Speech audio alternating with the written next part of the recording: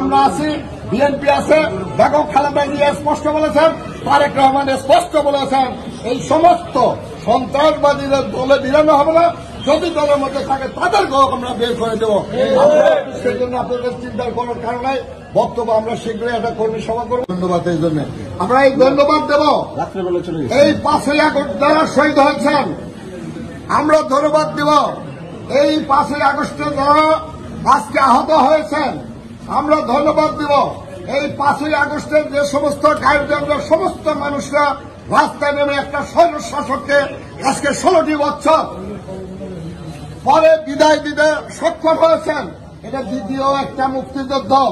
এই মুক্তিযোদ্ধারা আমাদের কাছে চিরস্মরণীয় থাকবে। আমরা অনেকে 71 মুক্তিযুদ্ধ দেখি নাই, শুনেছি। আমরা এই 24 সালের 5ই আগস্টের মুক্তিযুদ্ধ আমরা দেখেছি। 16টি বছর আমরা দানা করতে পেরেছি। ওরা সেই 17 দিনে 16 দিনের মধ্যে এই স্বৈর শাসককে চিরবিদায় করেছেন। আমরা বলেছিলাম যে আপনার সসম্মানে ক্ষমতায় হস্তান্তর করবে একটা নির্দলীয় সরকারের কাছে। ওনারা সেটা শুনেন নাই, ওনারা শুনলেন কার কথা? ভারতের সেই মোদির কথা। এমনকি রক্তের কি টান দেখেন আজকে সাধারণ ছাত্রছাত্রী, সাধারণ মানুষের আজকের সেই চাপের মুখে, আন্দোলনের মুখে উনি দেশ ছাড়তে বাধ্য হয়েছেন, ক্ষমতা ছাড়বেন। এই হিন্দু সম্প্রদায়ের যারা আছেন, আপনারা একটা কথা বলবেন না, আমরা সংখ্যালঘু, এই কথাটা কিন্তু আপনাদের মাথাতে ফেলতে হবে। কারণ এই মাটি আমাদেরও যতটুক দাবি, আপনাদেরও ততটুক দাবি।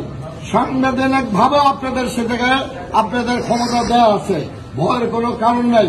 মানুষ মাত্র মরতে হবে, হিন্দু হোক, বৌদ্ধ হোক, খ্রিস্টান হোক আর মুসলমান হোক। আমরা মরার চিন্তা করি, একদিন আল্লাহ তাআলা মাথা পাঠাইছে, আবার আরেকদিন নিয়ে যাবে, এটাই সত্য কথা। আজকে স্বৈর শাসকের চিরবিদায় হচ্ছে, বিচার আপনারা পাবেন।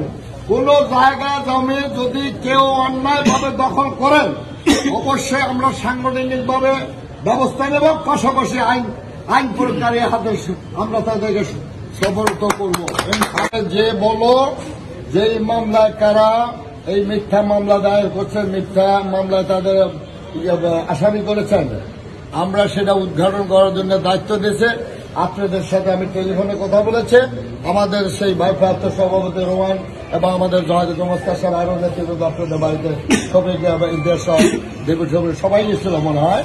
তা আমরা চাই যে এইটা যদি আপনারা কোন নির্দেশে হয়ে থাকেন, অবশ্যই এই মামলাতে আপনারা খালাস করেন। যদি ব্যক্তিগত কোনো আক্রোশে হয়ে থাকে, অবশ্যই আপনাদের এই জায়গাটা মুক্ত করবো ইনশাল্লাহ। করেছেন শিবচরে একনায়কতন্ত্র কায়েম হয়েছে, সেই কায়েমকে আপনারা রক্ষা পেয়েছেন, মুক্তি পেয়েছেন। সেই আন্দোলন, সেই সংগ্রাম, এই সংগ্রাম দ্বিতীয় সংগ্রামে স্বাধীনতা অংশগ্রহণ করতে গিয়েছিল আমাদের ছাত্র ছাত্রীরা। সেই